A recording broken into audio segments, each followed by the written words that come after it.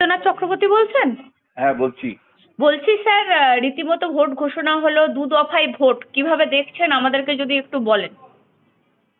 দেখো মানে গত 15 বছরের মধ্যে বলা যায় ভোটের শিডিউলের একটা কাঠামোগত পরিবর্তন ঘটলো।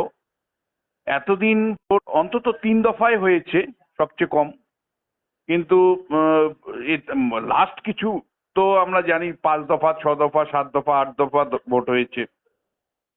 এই প্রথম দীর্ঘ সময় পরে 2 দফায় হচ্ছে।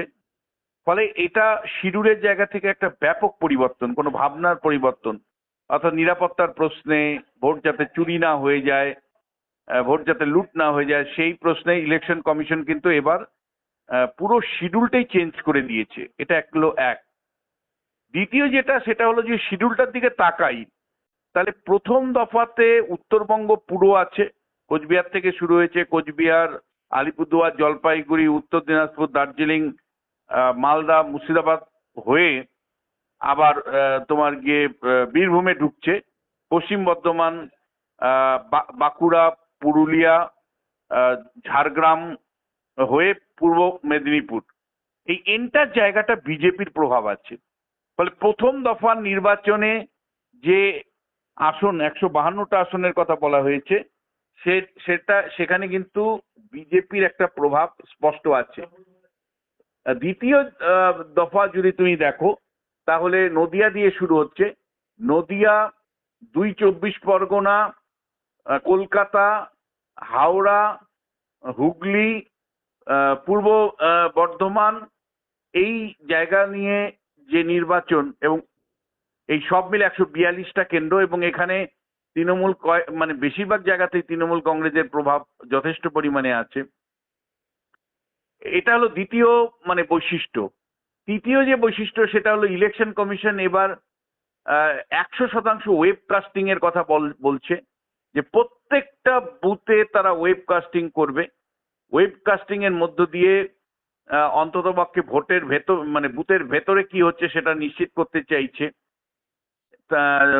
চতুর্থ যে বিষয়টা, সেটা হলো এবার কাউন্টিং এর পরেও 7 দিন সময় দেওয়া হবে পরাজিত প্রার্থীকে।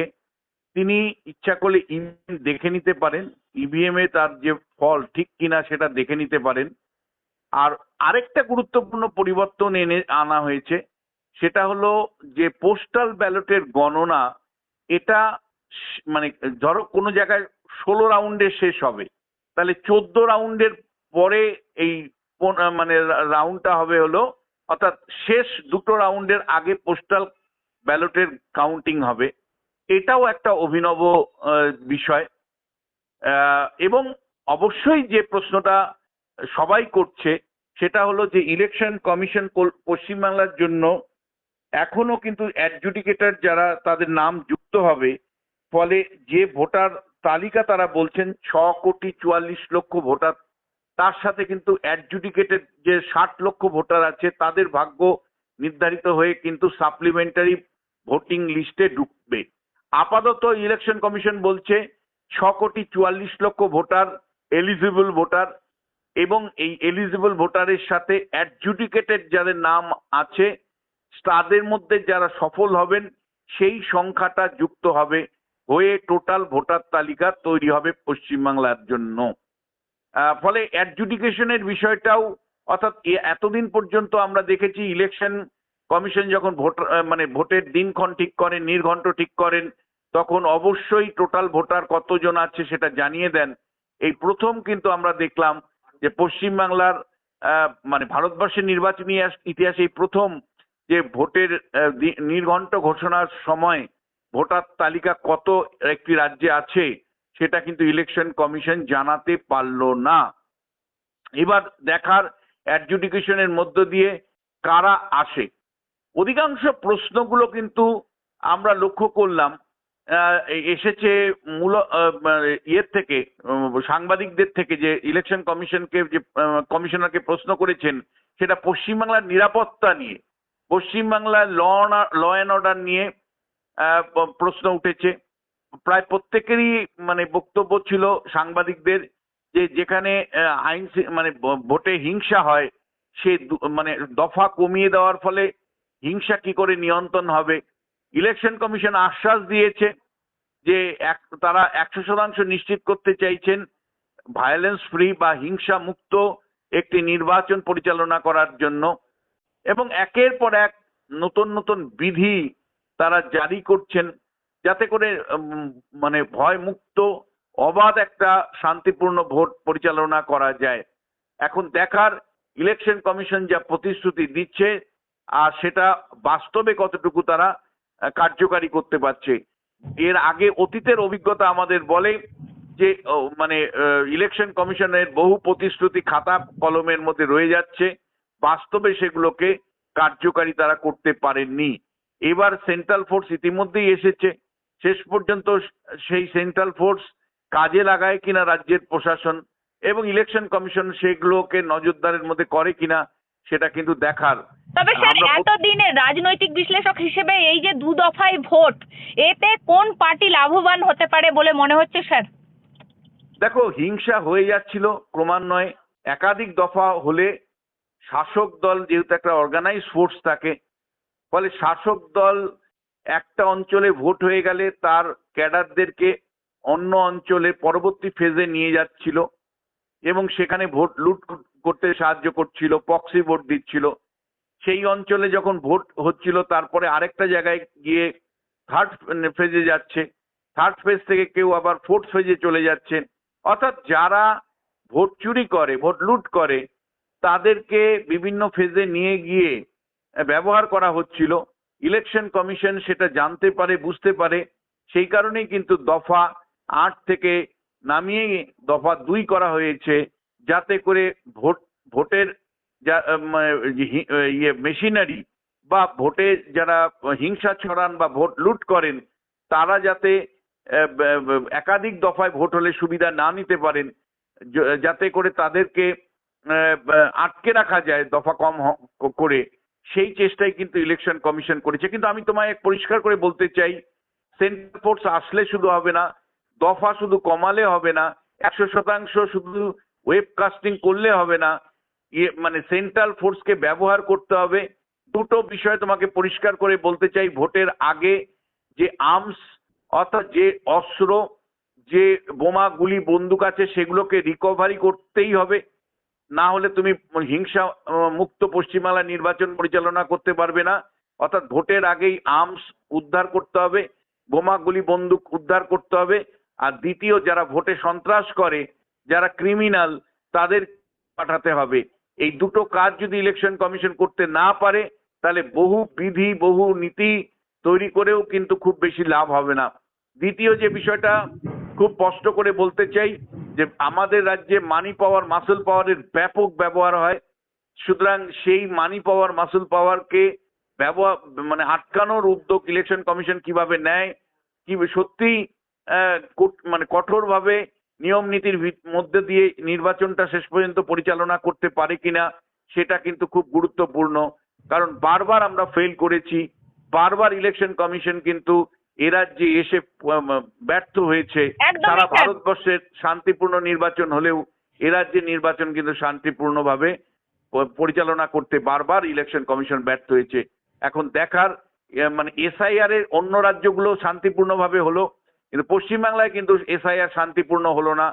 বহু রাজনৈতিক নাটক দেখলাম, বহু মানে মৃত্যু হলো, বহু আকচাকচি হলো। তারপরেও 60 লক্ষ নাম অ্যাডজুডিকেশনের মধ্যে রয়েছে, যেগুলো ফাইনাল লিস্টে আসবে এখন।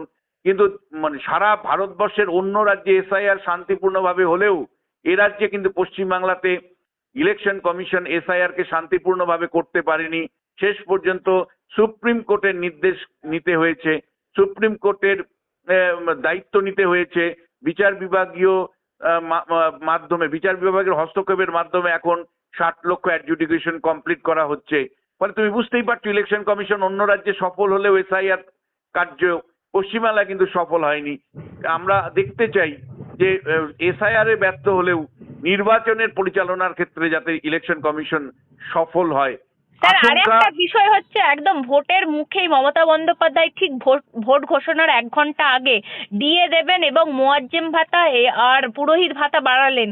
এর যে দুটো ইম্প্যাক্ট কি হতে পারে, তৃণমূল কি পেতে পারে এর দুটো ইম্প্যাক্ট, কি বলবেন? না দেখো, মুসলিমরা মমতা বন্দ্যোপাধ্যায়কেই ভোট দিবে এই নির্বাচনে, আমার এ নিয়ে কোনো সংশয় নেই।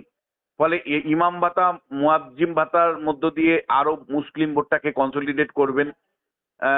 কিন্তু এই ইমাম ভাতা এবং মুয়াজ্জিম ভাতা দিতে গিয়ে হিন্দু ভোটের পোলারাইজেশন হতে পারে, এই আশঙ্কা থেকেই ডিএ নিয়ে ঘোষণা করেছেন।